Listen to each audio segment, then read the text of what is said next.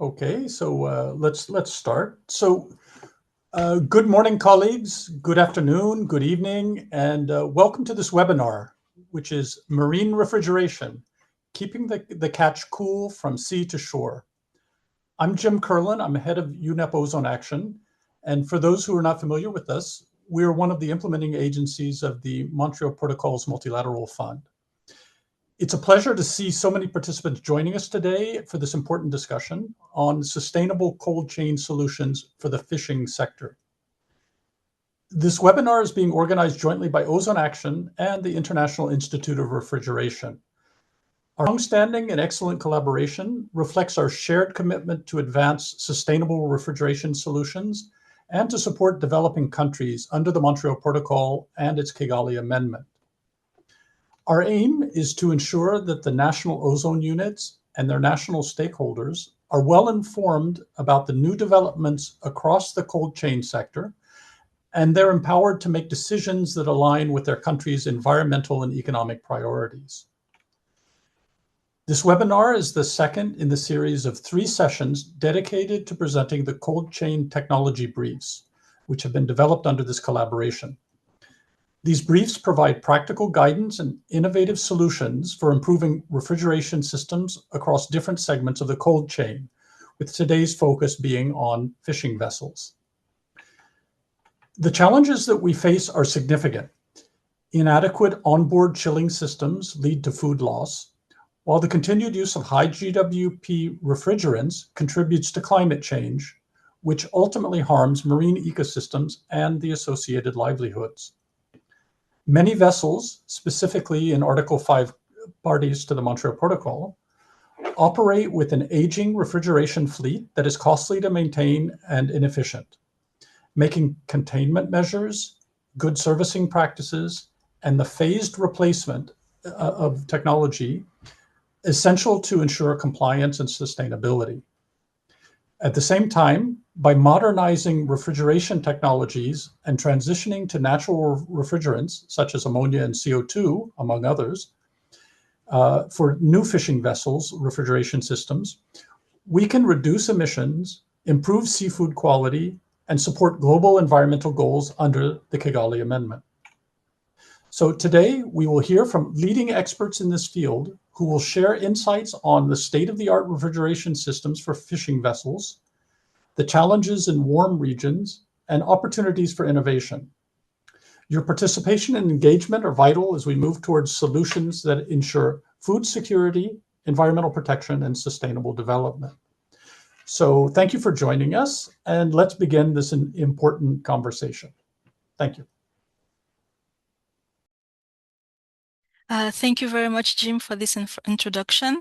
My name is Monique Baha. I'm a scientific writer at the International Institute of Refrigeration, and our objective today is to share key insights from our cold chain technology briefs, namely the one on fishing vessels, to foster dialogue between experts, industry, and policymakers, with the overarching goal to promote sustainable refrigeration across all scales. Our keynote speakers today and lead authors of this cold chain technology brief are Christina Vidal and Erik Svensson, who are both senior research scientists from Sintef Ocean based in Norway. The IIR and Sintef Ocean have collaborated on several projects in the past. Today we welcome Christina and Erik's expertise to present first the state-of-the-art for fishing vessels refrigeration systems with Christina, and then with Erik we'll discuss challenges and opportunities for future-proof refrigeration aboard fishing vessels. As part of this conversation, we will hear from Alex Reimer as well, who will present a couple of case studies using natural refrigerants on fishing vessels refrigeration systems. We remind our participants to please use the Q&A box for your questions and the chat for comments. My colleagues at IIR, Suhir and Nela, will assist throughout the session. So now it's my pleasure to introduce Christina Vidal, who is a senior research scientist from Sintef Ocean in Norway and also a member of IIR Commission D2. Christina will present the state-of-the-art for fishing vessels refrigeration systems. Christina, the floor is yours. Yes, thank you very much, and thank you for the introduction. Let me see if I can move here. Yes. Yes, you have probably already heard that about 1/3 of food produced is lost in the world, and that is also the case for fish and seafood. It's not always easy to calculate the volume of seafood lost, but FAO estimates that it is about 30 to 35% for seafood, and even more for small-scale fisheries.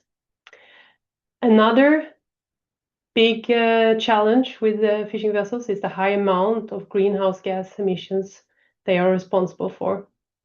It comes from burning the fuel in the engine and from release of high GWP refrigerants from refrigeration systems on board.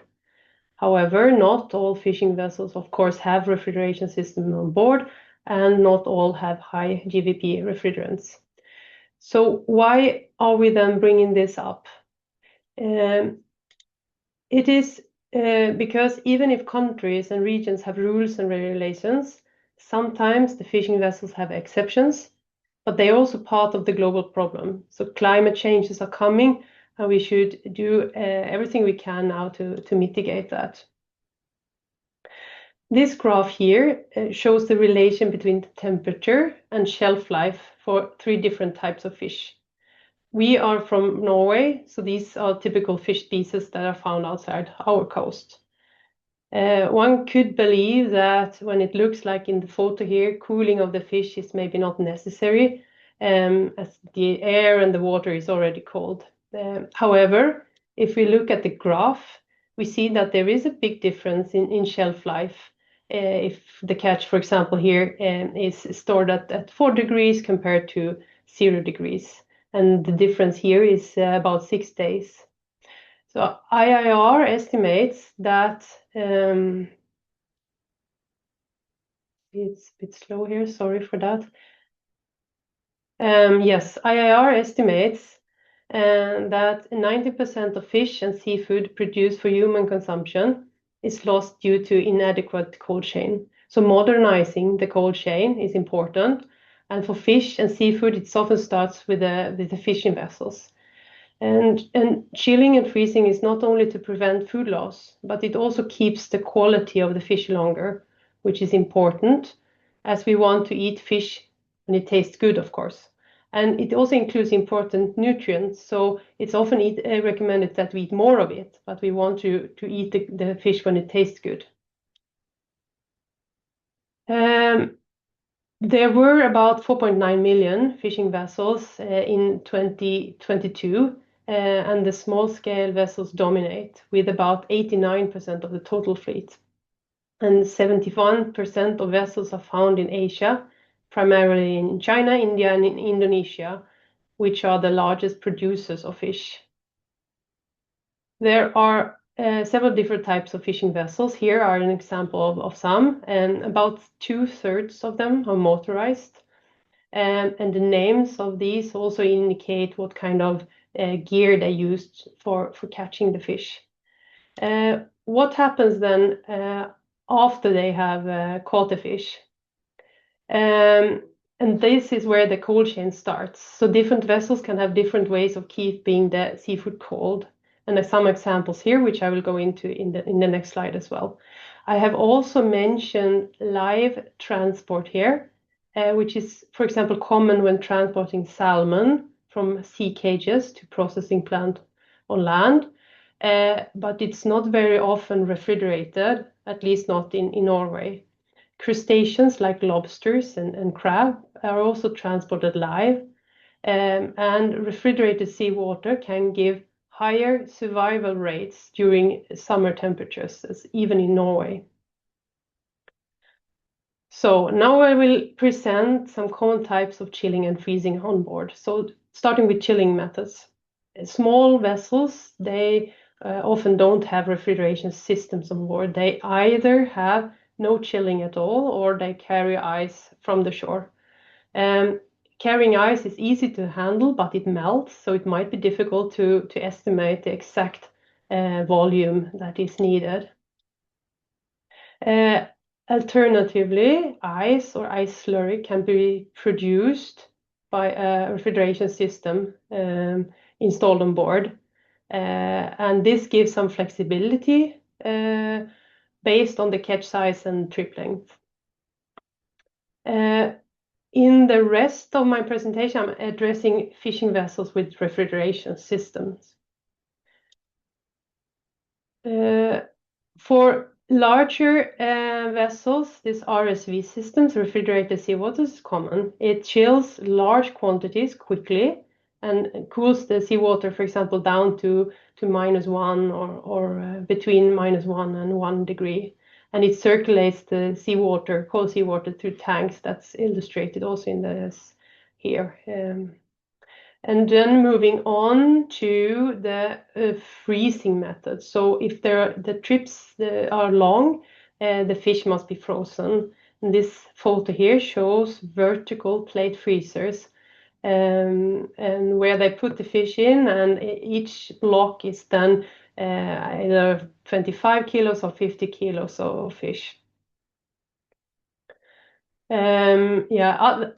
Oh, I think we went too far there. Yeah, other ways of freezing are the horizontal plate freezers, or IQF, individual quick freezing systems that then can handle fillets or portions if these are produced on board. And brine freezing uses salt solutions to lower the freezing point, which then enables faster heat transfer than with air freezing. And the last point here is heat-driven refrigeration systems. So absorption chillers, they use engine heat instead of electricity for producing cold. So in theory, it's useful, but most vessels lack enough surplus heat for demanding tasks like producing RSV or ice on board.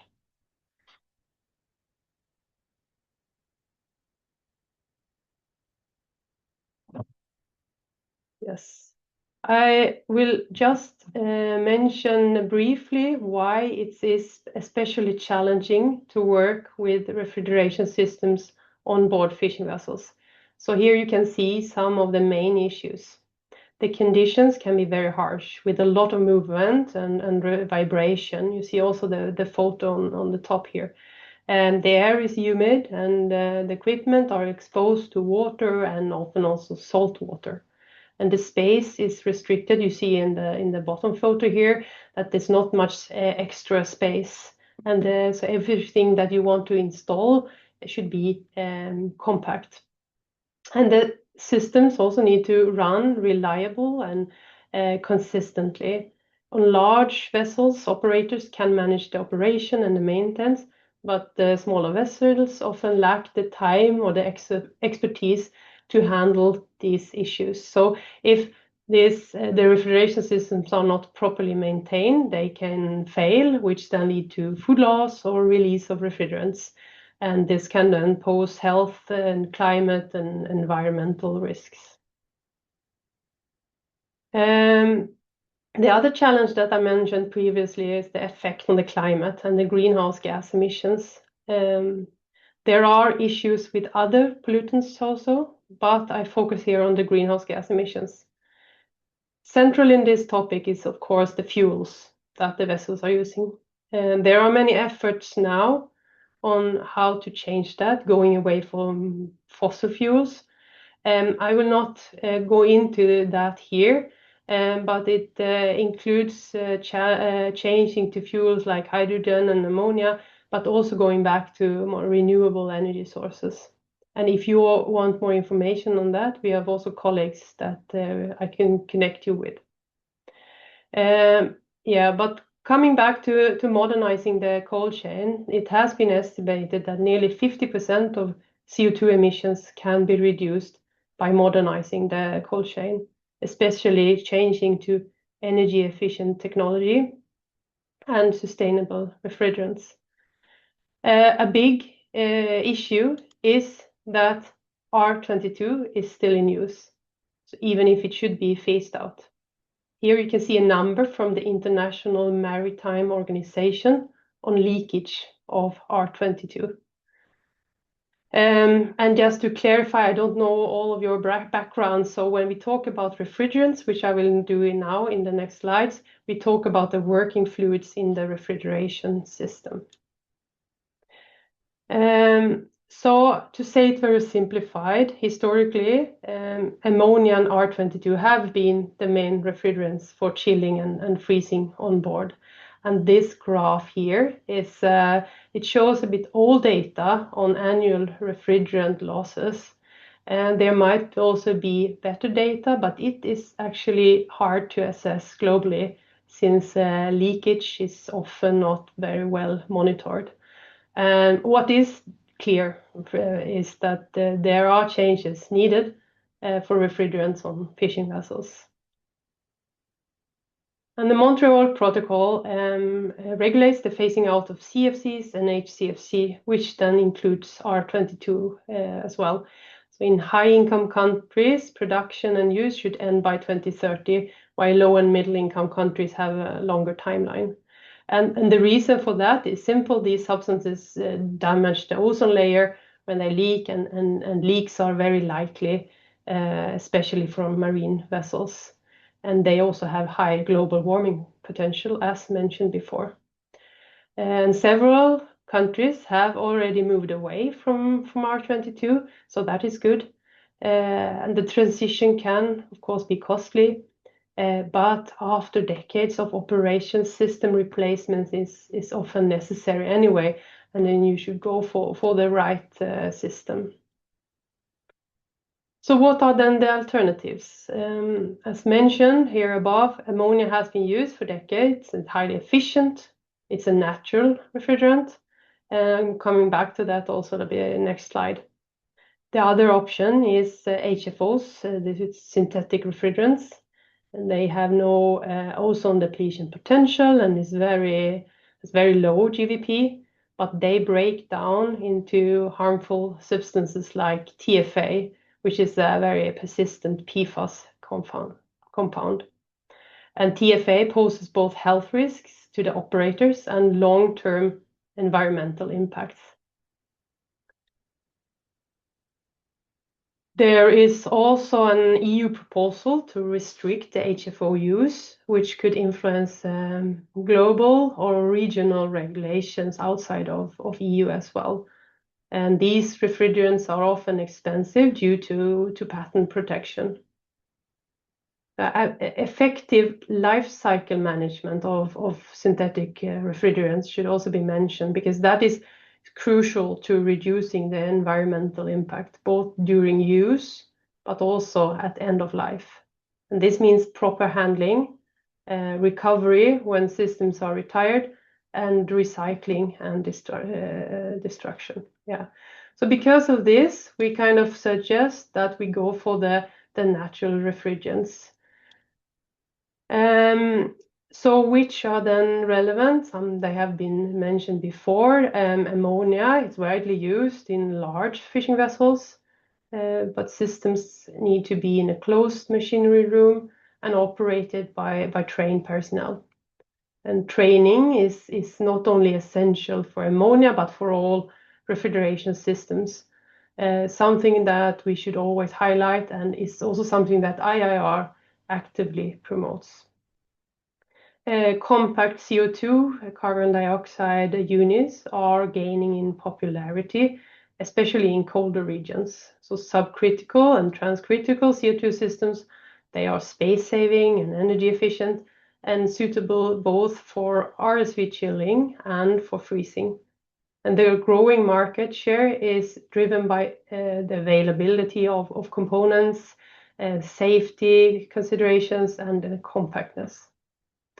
In tropical regions with the seawater temperatures around 30 degrees, ammonia remains the most efficient choice for RSV chilling. But for vessels requiring deep freezing, there is a possibility of using cascade systems combining then ammonia and CO2. And then we can reach temperatures down to almost -50, which could be ideal for high value species. So other natural refrigerants are also under development, and my colleagues will share more about the propane system later. And if you are working on these topics, we would like to connect to you, or if you want to more, you can also contact us afterwards. So finally, back to the question, can we solve this on a global level? Yes, definitely. But to work on this globally, we need global policy enforcement, but also investments in innovative technologies. And this won't happen on its own. Funding for research is very essential to drive this innovation and make progress. Thank you.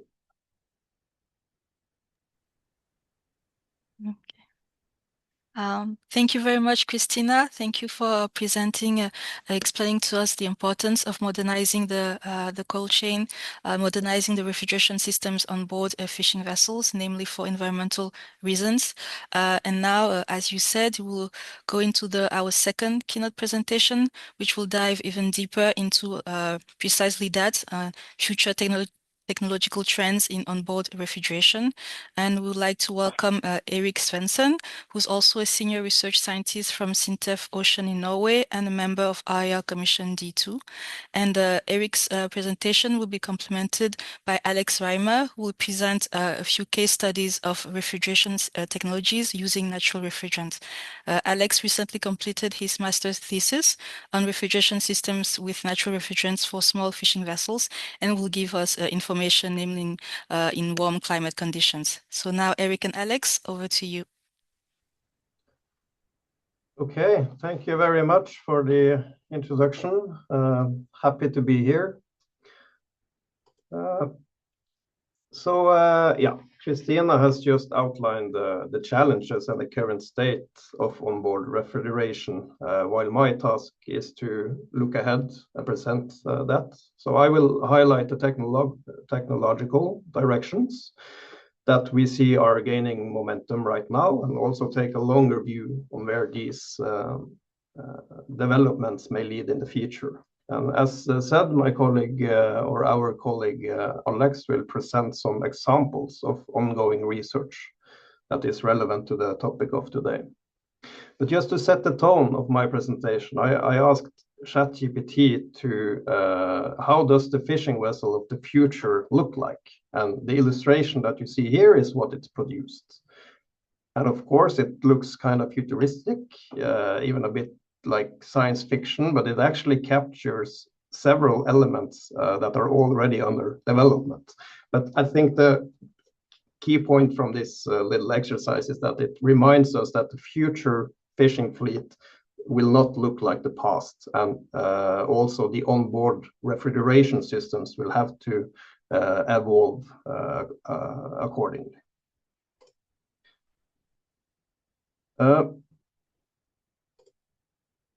When we look at current trends in technology development for the fishing fleet, we are not looking at one breakthrough invention, but the direction is much more systematic. And we have identified and described 4 main drivers that is shaping the ongoing development. And I will go through each of these.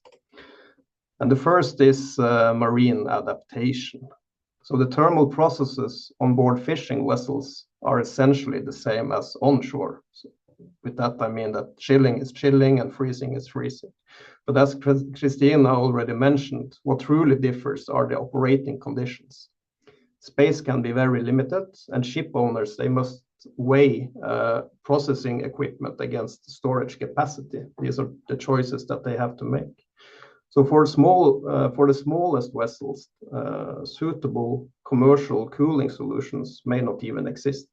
And this has driven a trend toward developing compact and space-efficient refrigeration units, such as the small CO2 RSV system you will hear more about later. Also, the environment at sea adds further constraints. You have constant motion and you have a corrosive atmosphere, and this requires more robust materials and components with low leakage rates.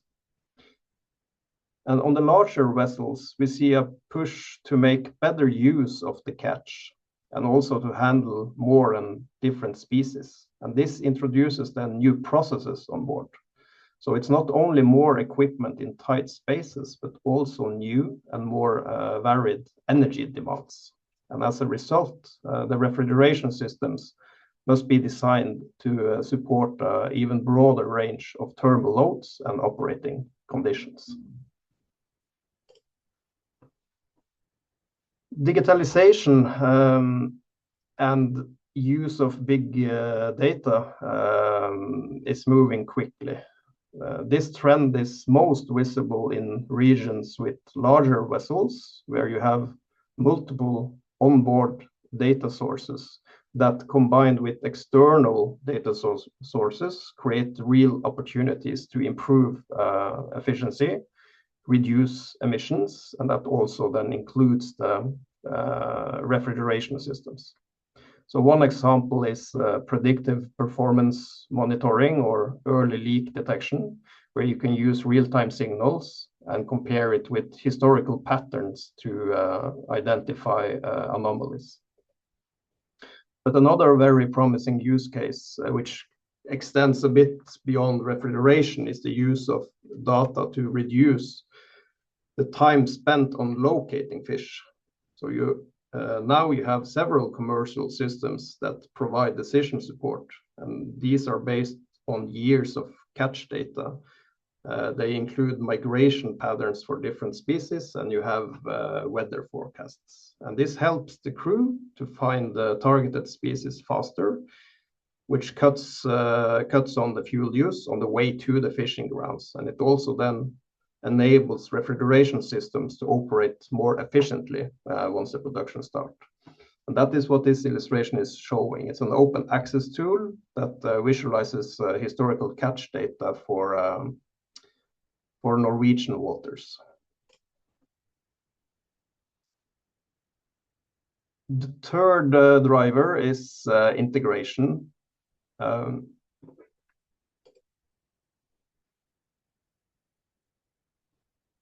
Let's see.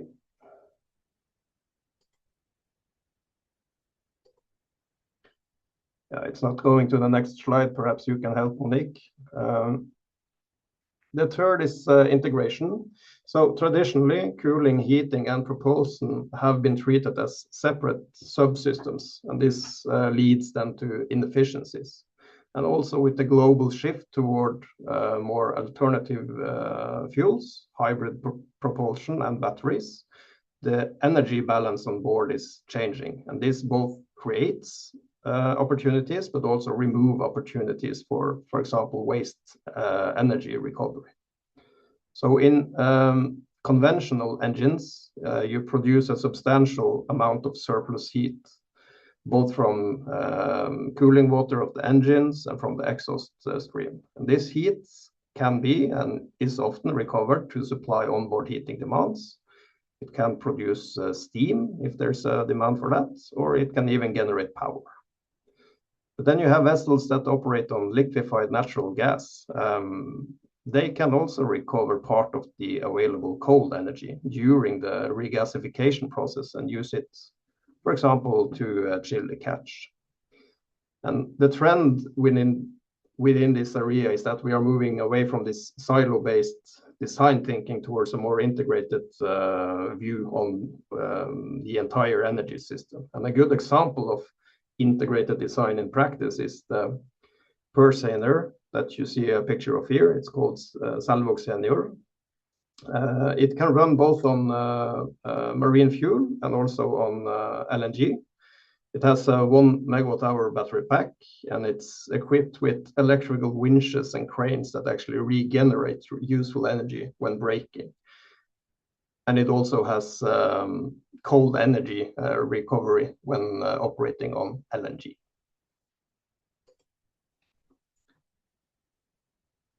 The last driver is safety.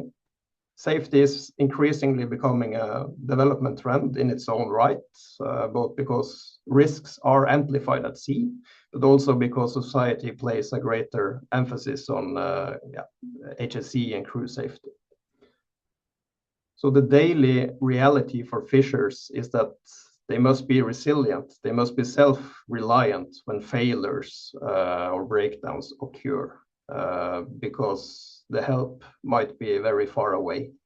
And as new technologies, more complex systems are introduced, the competence requirements for crew and engineers also rises. And this development then demands that onboard systems comply with the different standards that we have, national and regional regulations. And these framework must then also be updated as the technology evolves, and design decisions should be supported by risk assessments in collaboration with the stakeholders. So policymakers play a crucial role here. Consistent safety regulations, support for crew training and education, and also clear requirements for fail-safe system design are essential to kind of enable the transition moving forward, and also for a safer work environment for the fishers.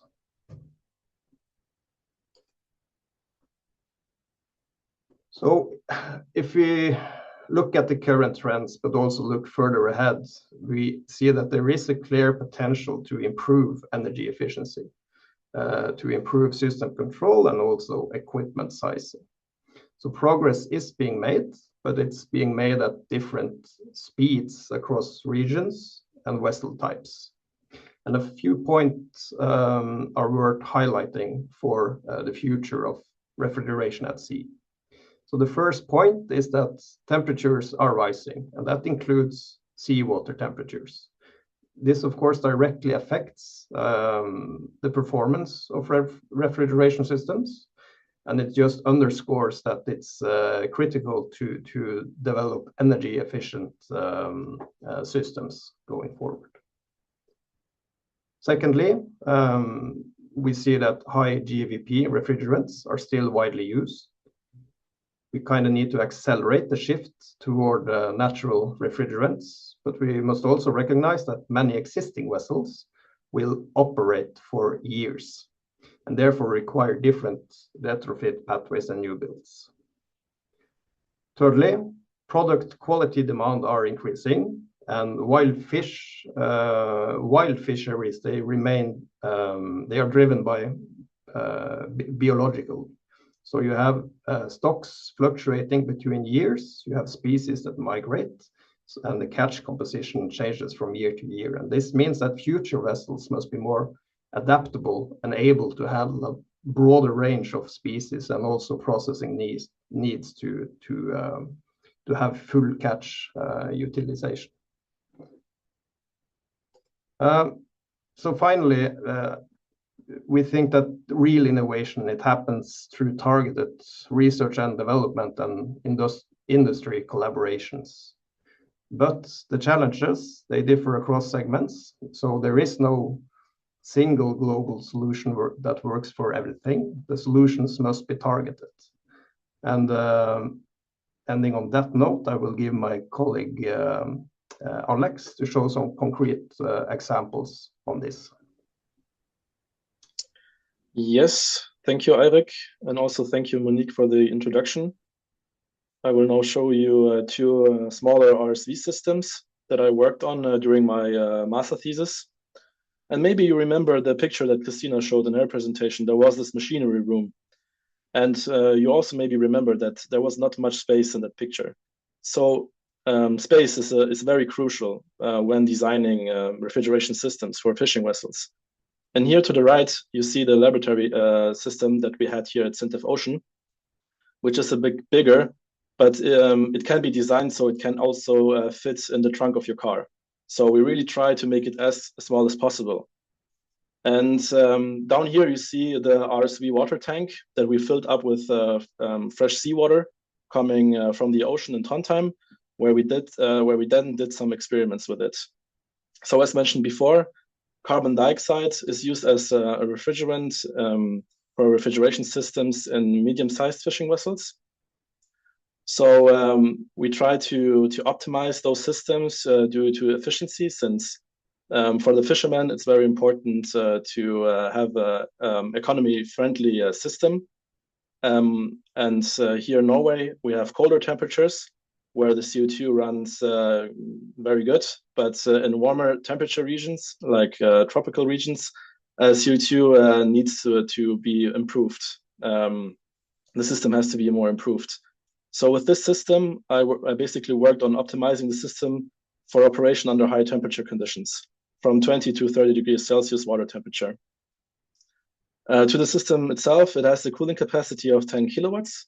It consists of a rotary compressor with a variable frequency control, and it also has custom-made Titan heat exchanger to just decrease the fouling effects.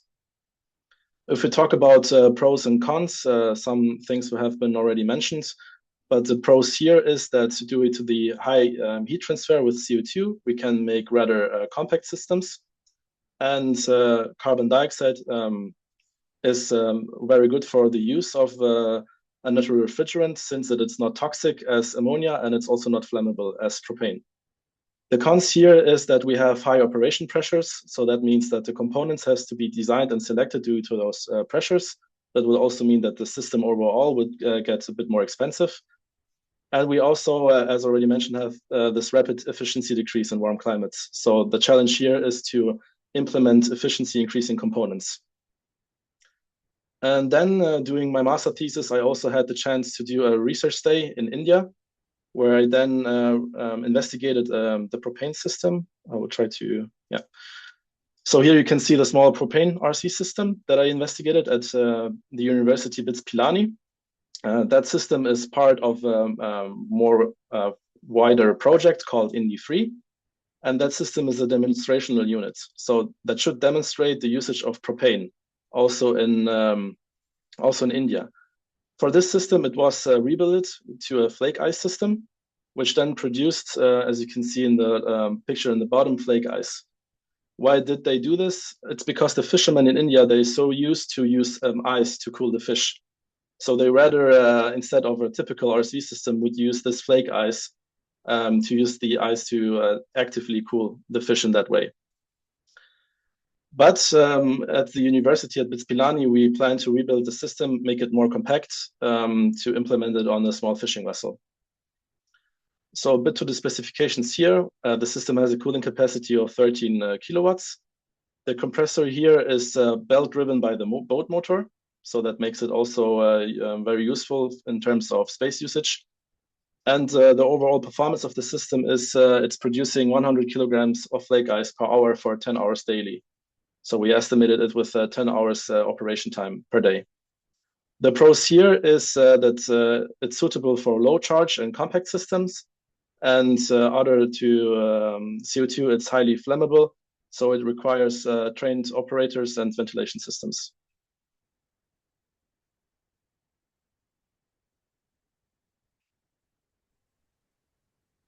Thank you very much, Eric and Alex. Thank you for diving more precisely into refrigeration systems and the case studies.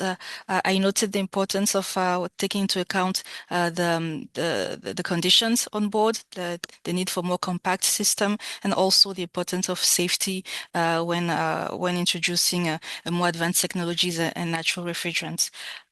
So now I would like to open the floor for questions. I see we have a few questions already that were submitted in the Q&A box. Please continue to ask questions, and we will answer them as many as possible in the time we have. So I will read the questions that have been submitted so far. So to all speakers, I think all three speakers could contribute to this question. It was asked if the concepts that you presented are also applicable to retrofits.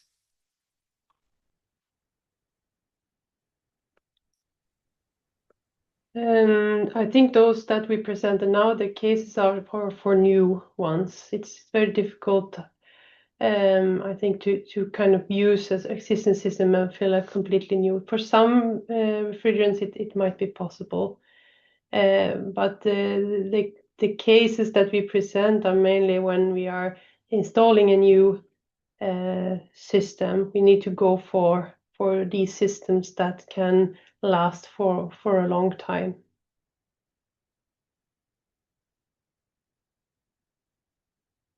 There was also a question I saw about safety with hydrocarbons, and it's very, very relevant. And then, yes, that's often the issue with hydrocarbons, that they are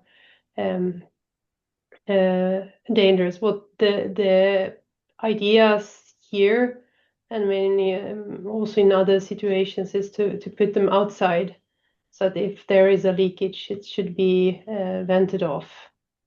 But these things, you saw the system with the propane, it's as it is now, it's a bit too big also for putting on a vessel. So the development goes into smaller systems and also making it, of course, safe. I can add a little bit to that, because my point on the safety is not that propane is inherently safe. It is flammable.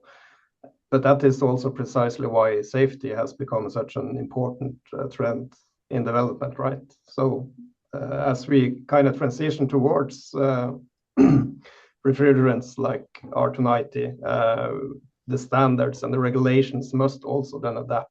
We need to have some modern system designed to kind of reduce the risks associated. So if we want to reduce climate impact and also maintain high safety level, we need to have updated rules. We also need training of crews and system designs that kind of accommodate this transition. Okay. And this is not only for hydrocarbons, it's for all refrigerants. Also, synthetic refrigerants are flammable, so you need to take care of that as well. Thank you very much, Christina and Eric. Just to complete this topic, was also asked, so is there any recommendation that you could do? What would you recommend for retrofits?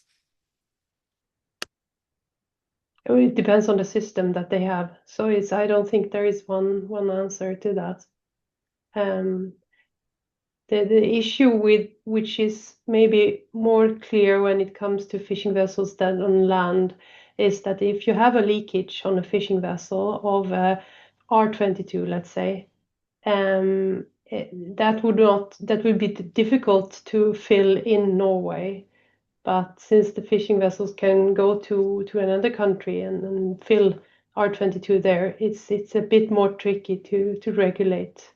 It's open waters, which maybe don't push the change that early as in the refrigeration systems on land, where you could have a bit more control of what you filled it with. Okay. Thank you very much, Christina. Another question, this time regarding ammonia. And the question is, with ammonia used as fuel, is cold recovery from vaporizing ammonia being done? Yeah, maybe Eric, you want to say something about that? I'm not sure. I can't cite any reference where cold recovery from ammonia is being done, but I did show at least one example of a fishing vessel that can operate on LNG, and they have installed a heat exchanger, which is then meant to recover energy from the regasification process of LNG.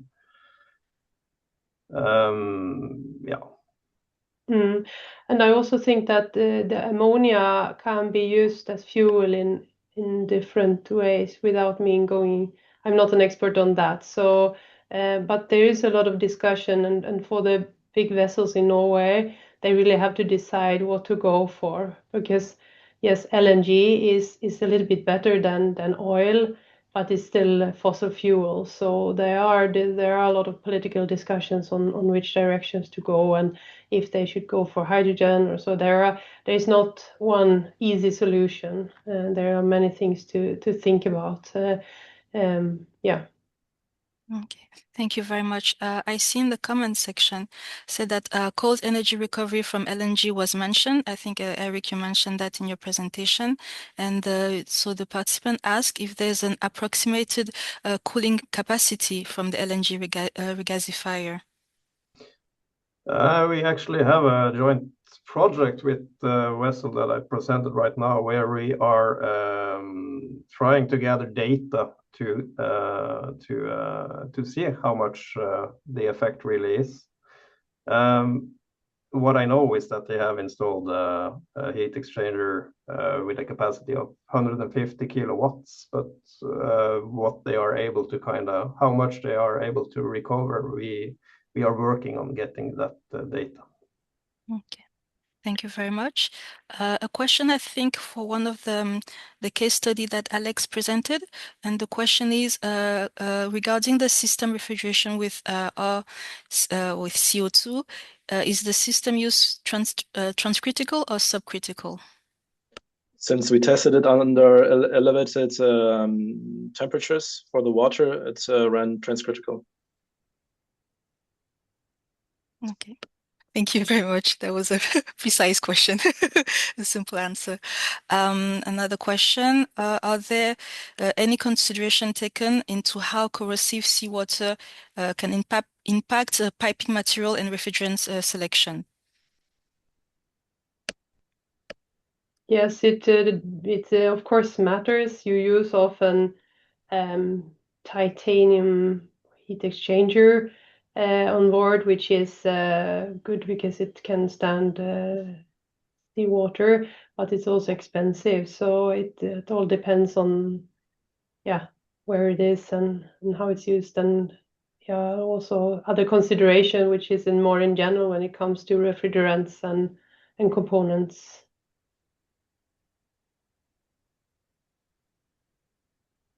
Thank you very much.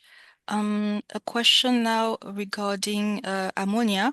Ammonia seems like the proven solution, easier than CO2 or hydrocarbons. I'm reading the participant question. What will be the limits regarding ammonia? Is it cost? Is it equipment availability? Safety concerns? So what will be the limits or the challenges to take into account if one wants to use ammonia? I would say it differs from different regions or different vessels, and so it's all comes down to what is it a large vessel or is it a small vessel? Do they have the proper training for using that? I think it's difficult to give a one answer to that. But I think it's if someone wants to discuss it, we could maybe do that separately when we get a little bit more details on that. Okay. I think perhaps we've addressed that question as well. I'm sorry, I'm going through the comments. I see a comment about, so has industry considered liquid nitrogen for both refrigeration and freezing? I don't know, but I think that is maybe quite expensive. Okay. If someone else has any input. No, I don't know about that.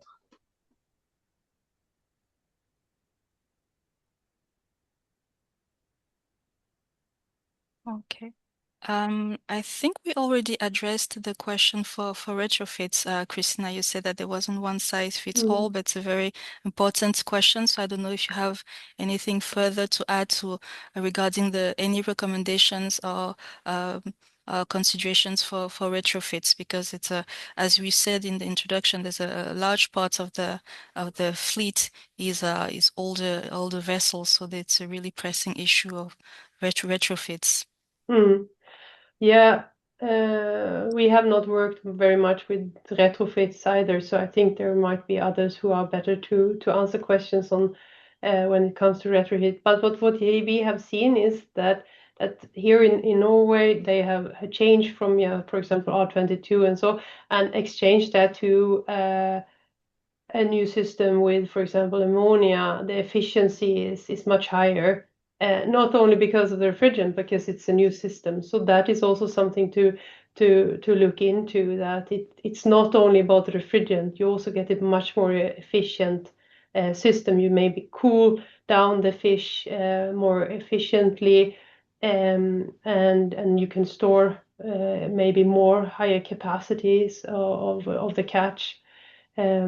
So and also back to what I presented, that the fuel is also fossil often. So if you increase the energy efficiency, you also reduce the greenhouse gas emissions from the fuel. So I think when possible, it's better to change to a system that can last them for 30 new years with much better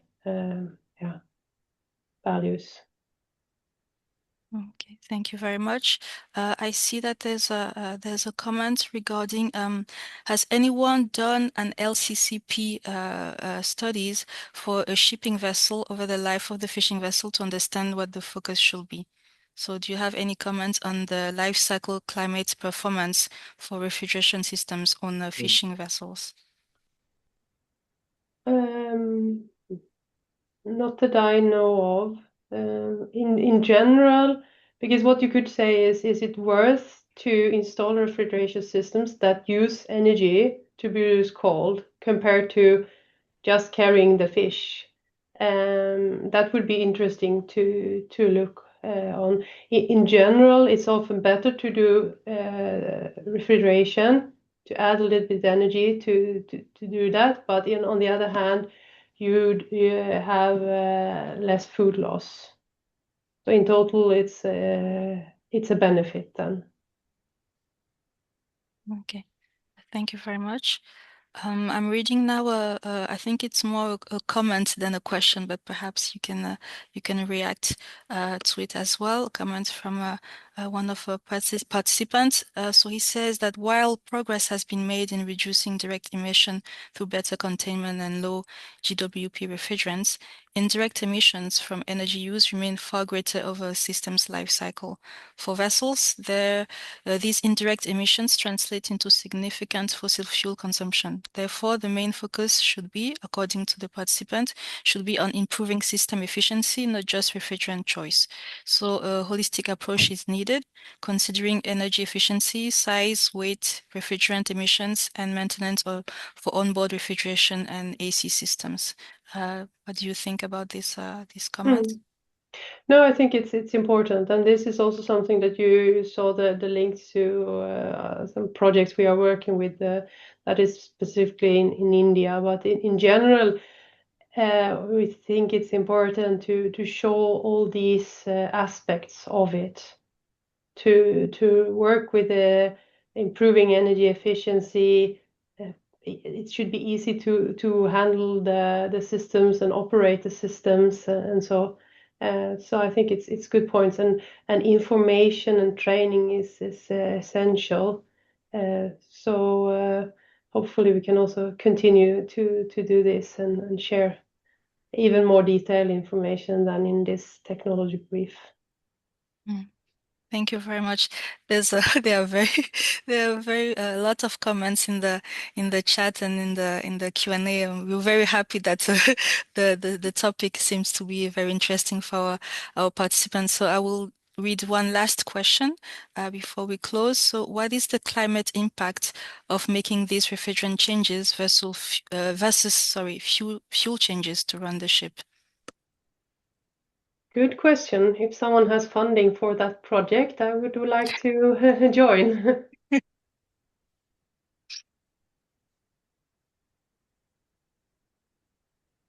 There seems to be some discussions also in chat back and forth, so it's good that people give input as well. Okay. So thank you so much. Well, do you have any comments? I don't know, Eric, Alex, regarding the impact of refrigerant changes versus fuel changes? No, as Christina says, it would be great to fund something to kind of go into that. Sure, there are things that you probably can do on all kinds of vessels to reduce, let's say, fuel use or even change the fuel, that on paper might be more, let's say, effective.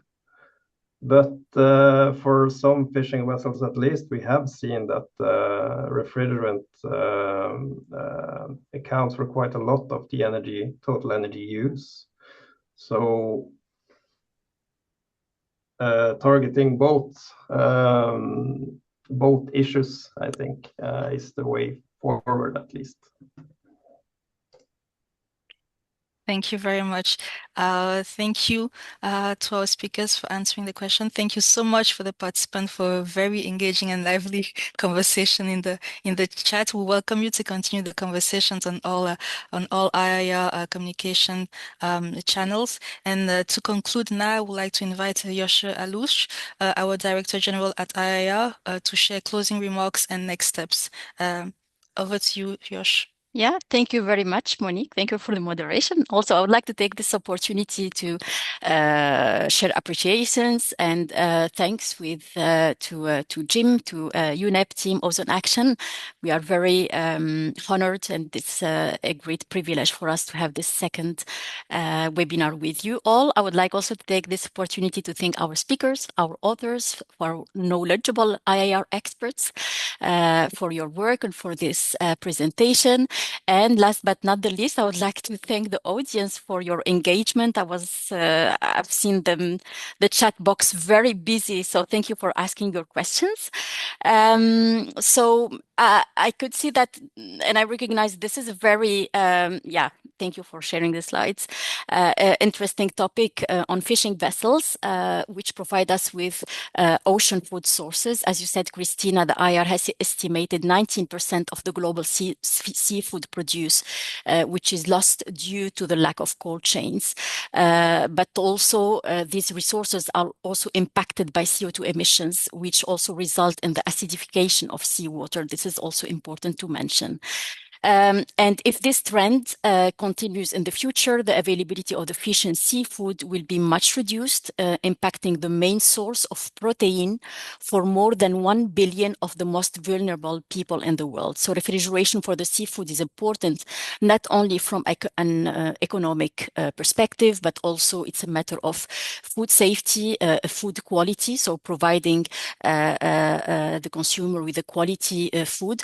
But also there is another aspect, which is the waste of energy which is spent to catch this produce, which is lost if we don't have cold chains. So Christina, you were mentioning 5 million approximately small fishing vessels worldwide. So imagine all this without refrigeration plant, and imagine all the associated issues with the safety and quality. But hopefully solution exists. Is about cold chain. Christina, you were showing in this graph. So only moving or decreasing or increasing the temperature of the chilling product by 4 degrees, this reduce 60% of the practical storage life. That's a huge, only 4 degrees. So you were also showing some adequate solutions, RSV, blast freezers, which can accommodate 25 kilos of fish, which is good for small fishing vessels. The brine freezing, which is more efficient than air freezing in terms of improved heat transfer. The potential for heat-powered refrigeration systems. So opportunities, they are here through energy efficiency, as you said, Eric, but you were referring also to the digitalization, the early leak detection and anomalies identification, which is also a matter of energy efficiency, but also referring to the data historical catch, which is very also informative in terms of energy efficiency. Thermal integration as well. So solutions are here together with adopting low GWP refrigerants. HFOs are available, but also you have seen the big potential for natural refrigerant as well. So which are also very energy efficient. No ODP, no GWP, low GWP. So still there is a large use of R22. But ammonia has always historically performing, so it's very well demonstrated. Alex, you were showing the CO2 performing very well as well, mainly in cold climate, but also you were talking about, the space constraint and the potential for CO2 to offer a more compact design as well. Speaking about this, we do believe that this is a transition which should be guided by the One Health approach. So this is an approach, an initiative which is led by the quadripartite, UNEP, WHO, FAO, and WOHA. And we recognize that it is very important to make this vision a reality, to coordinate global action on policy mandates for onboard chilling and freezing systems, education and trainings for fishers and operators, enforcing the phase out of harmful refrigerants, investing in innovative, scalable, low GWP refrigerant technologies, and the digitalization as previously mentioned. Next, please. So this is an open invite for you to join us for our next webinar on the 9th of December, where we will be promoting and informing about our next technical brief together with UNEP Ozone Action, Refrigerated Transport in Hot Climates, Challenges and Innovation. So please scan this QR code. You are very welcome to participate. So 9 December at 2 p.m. And I would like also to take this opportunity again to invite you to join our 9th IIR conference on sustainability and the cold chain, which will take place in Istanbul from 12 to 14 April 2026. So please scan this QR code and join us. I won't also miss this opportunity to inform about emerging technologies, the cooling, solid state cooling technologies emerging, like Thermomag. We'll inform about it in June in Ljubljana. And then we have the Natural Refrigerant Conference, Gustav Laurensen Conference in New Zealand in August, and the PCM 2026 in Xi'an in September. So you are very welcome to scan this QR code, register, and join the IIR network. Last but not the least, an open call to join our flagship event, the International Congress of Refrigeration in South Korea in August 21st to 27th. So you are all welcome to join us and to join the IR community. I think I'm done from my side. Yes. Thank you so much again for your interest. And thank you, Jim and Ozone Action, for the very invaluable support and cooperation. Thank you. Thank you all for participating. Thank you to our speakers. Thank you, Josh. Thank you, Christina, Eric, Alex, and Jim. And thank you all for participating. And don't hesitate to follow up on... Nice applause. Just to mention that we were very happy to have more than 100 participants. So thank you for being there. Probably, Monique, 1 minute, 1 second. If I may, can I invite to all of the speakers to open your cameras? I can take a screenshot for the photo.